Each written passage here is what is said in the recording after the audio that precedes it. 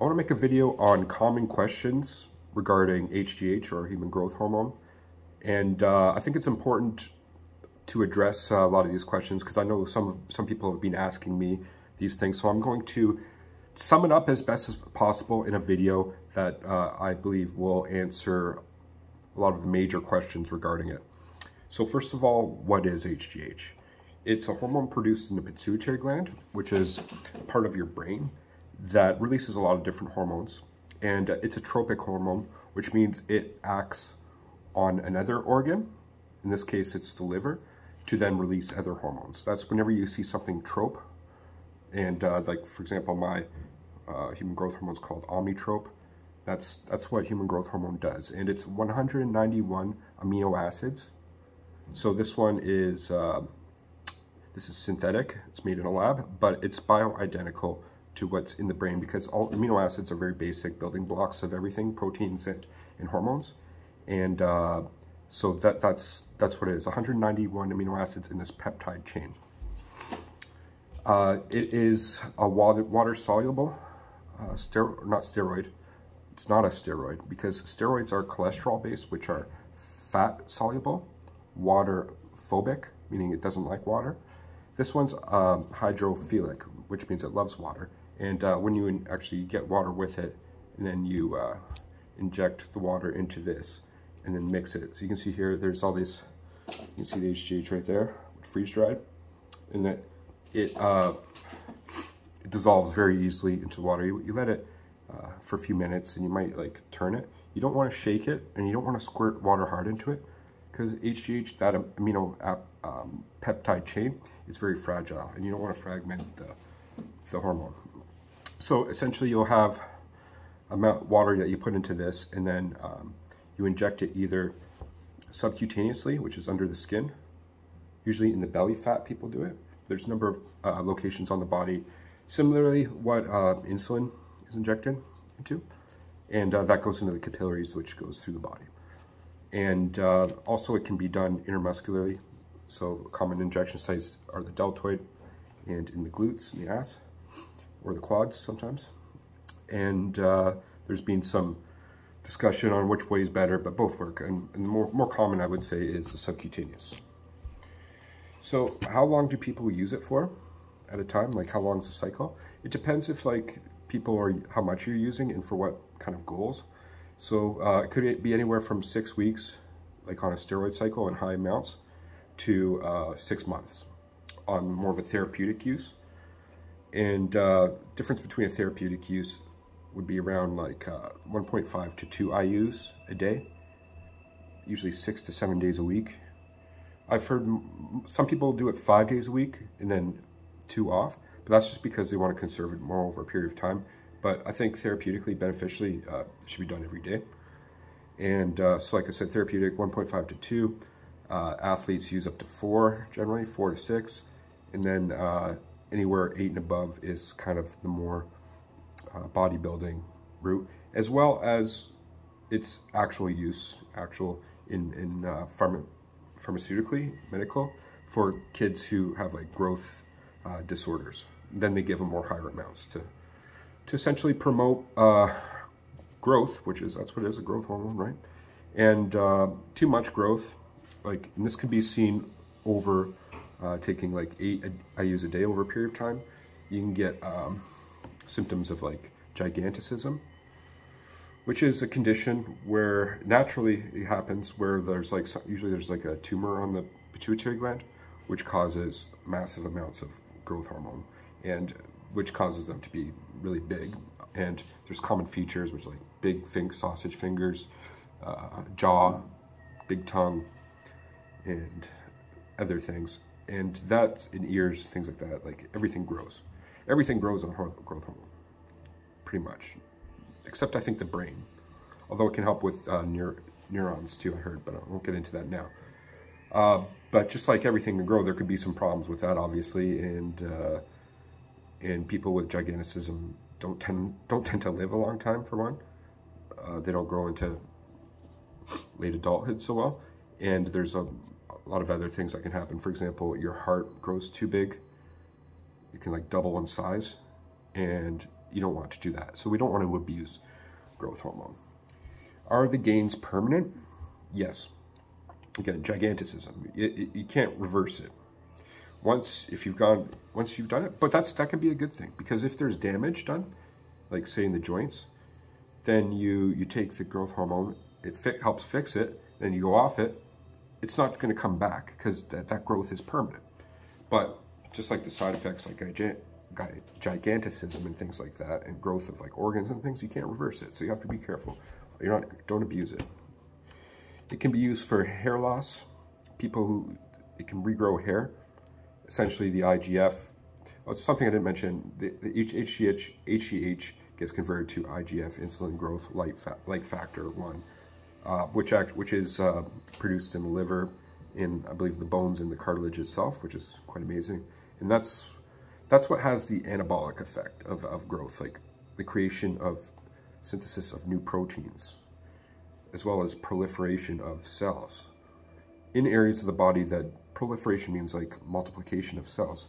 In areas of the body as we get older don't really grow or like cell divide so easily. So like in places like this cartilage and things, you'll get new cells growing, and that can literally cause you to grow like taller or just grow bigger. What happens when you stop taking it? There is a bit of a withdrawal, although it's not as bad as like I heard anyway of traditional steroids, and but it still can cause decreased energy, tiredness, depression, and that type of thing. But that's just because your pituitary gland isn't producing it as much, but then eventually it will. Okay. But it's important then we don't want to be abusing, like if you are taking large amounts, you don't want to be doing it for a long period of time. That's why you kind of have to, that's why you cycle it. You go off a period of time till your body can produce it again, and you go on it again. Is it more effective than taking testosterone? It doesn't like produce testosterone in like direct sense, but I think it can indirectly. Because the more you grow, the more stronger you get, the more testosterone you'll naturally produce, especially if you're very active. Yeah, let's go on to the next question. Is HGH a way to shorten your lifespan? So it's been shown through studies that people who have low HGH later through life have more cardiovascular problems. And if you check out a previous video I did, I actually show how it can regrow heart tissue. That's like, and potentially later in life when we have lower levels of HGH, if we take it, we can actually, it improves heart health. So it can actually extend life. And I think that's why it is, as well as just like keeping our body in good shape and good structure, it can be a life extension treatment. What is the cost? So this stuff I got, which is the pharmaceutical grade Omnitrope by Sandoz, I got it for $1,500 for 10 vials of 17.5 IUs per vial. Usually HGH comes in like 10 IU vials. This one's 17.5, but there's major difference between pharmaceutical grade HGH and more common generic HGH. And some of the generic stuff comes from China, and then it's like relabeled. Usually, that can happen, and you have to be careful with counterfeit stuff too, because they might just put in like a label that says it's pharmaceutical grade, but it's really just Chinese shit, and you're spending way more money on that. And that can be more common in countries where it's illegal, like United States. I believe technically this is illegal. Canada, where I live, it's not. It's legal here. And you can buy it from clinics. I bought it from a longevity clinic. And but I can also buy online generic brands, and that goes anywhere from $250 for 10 vials of 10 IUs to $400 for like the basic generic stuff. And then there's like other ones which are gintropin and like imported from China, which I've heard has been tested and can work.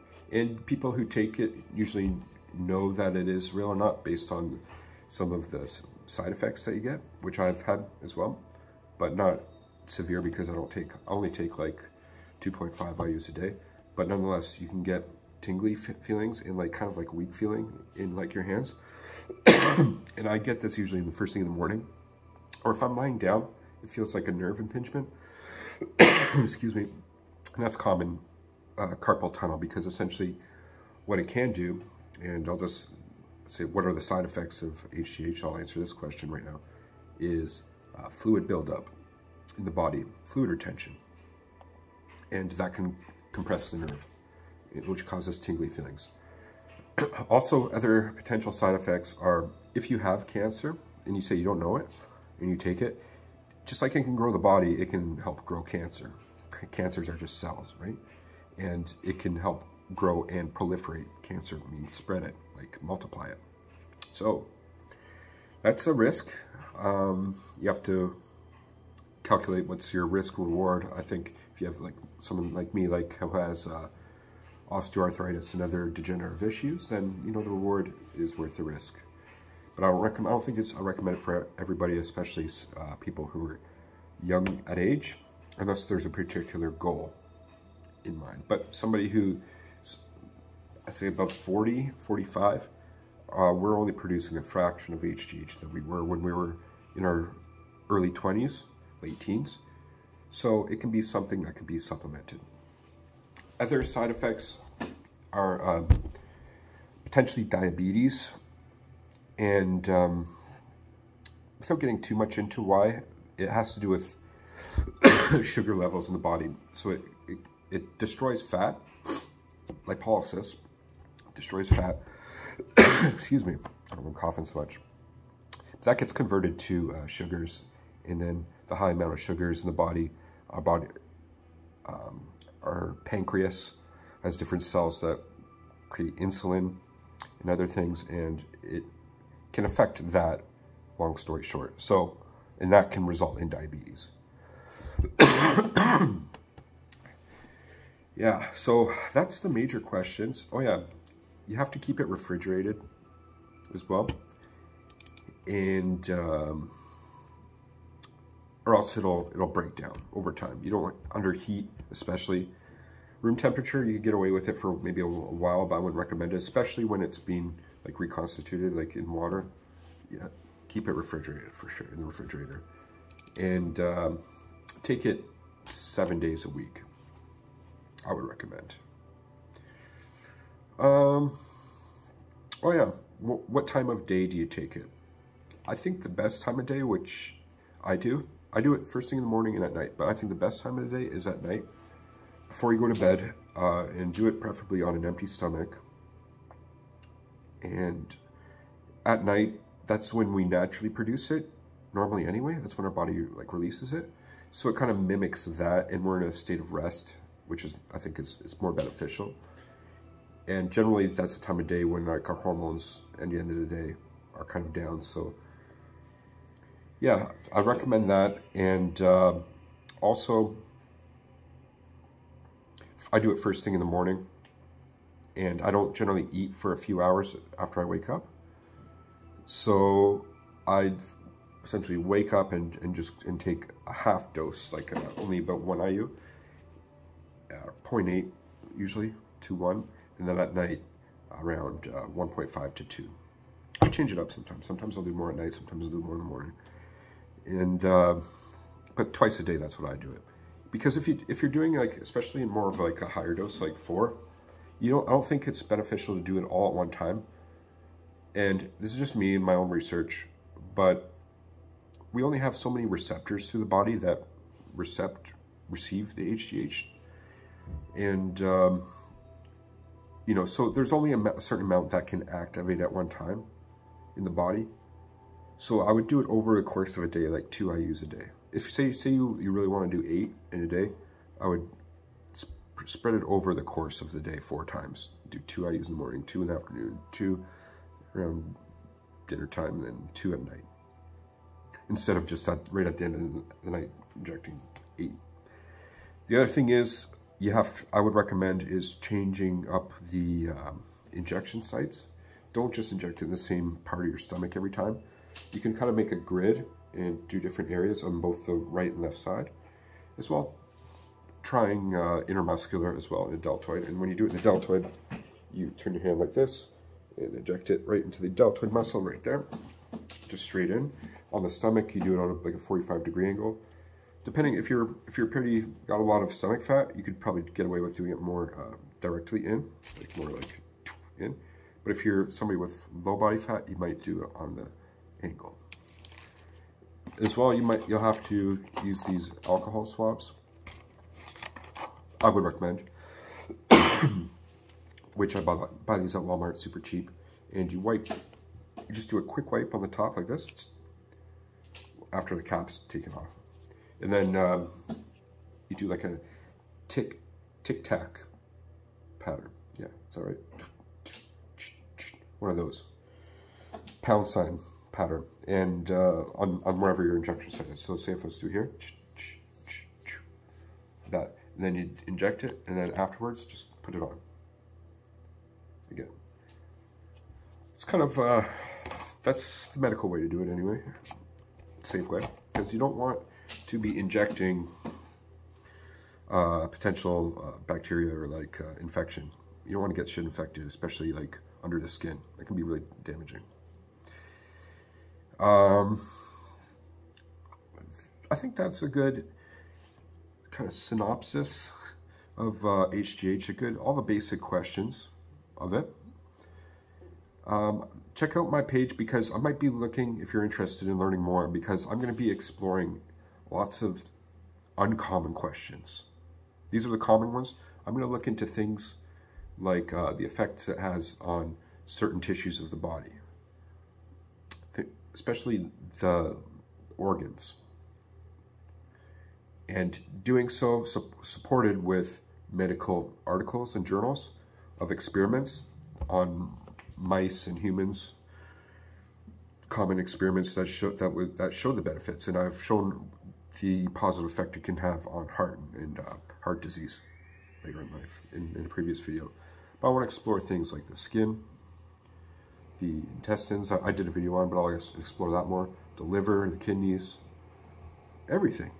Digestive tract, the intestines, the reproductive system, the nervous system, the immune system. You know, I want to look into and dive into it, these things, because I think that where it could really have the real life extension properties, as well as on our musculoskeletal system. Explore that more, which it's commonly known that's the one major tissues that it affects anabolically. It grows your muscles, your skeleton, your cartilage, your connective tissue, which then can improve your life performance, of athletic performance, even later in life, having that youthfulness, which then, in strength, which then can translate to longevity of life as well.